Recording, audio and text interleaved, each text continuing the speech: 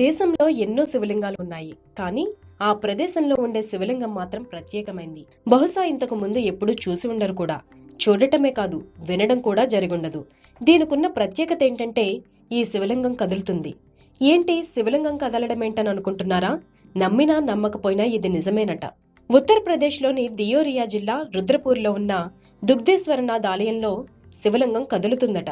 లింగం కదలడమే ఈ ఆలయం ప్రత్యేకత. ఇక్కడ శివలింగం పానవట్టం మీద కాకుండా సరాసరి భూమి మీదనే ప్రతిష్ఠించి ఉంటుంది. 1000 ఏళ్ల చరిత్ర కలిగిన ఈ అతి పురాతనమైన ఆలయంలోని లింగం అద్భుతాన్ని సృష్టిస్తుంది. చాలాసార్లు కదులుతూ ఉంటుంది. అలా 1 గంట లేదా 5 గంటలు, ఒక్కోసారి రోజంతా కదులుతూనే ఉంటుందని ఆలయ పూజారులు చెబుతారు. ఈ అద్భుతాన్ని దర్శించడానికి భక్తులు తండోపతండాలుగా దేవాలయానికి వస్తారు.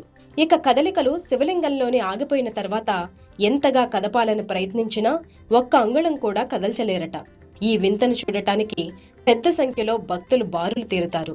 దుగ్ధేశ్వరనాథ్ ఆలయంలోని లింగం మూలం భూమి లోపల ఎంత లోతు వరకు ఉందో తెలుసుకోవడానికి పురావస్తు శాఖ పరిశోధకులు చేసిన ప్రయత్నాలు కూడా విఫలమయ్యాయట.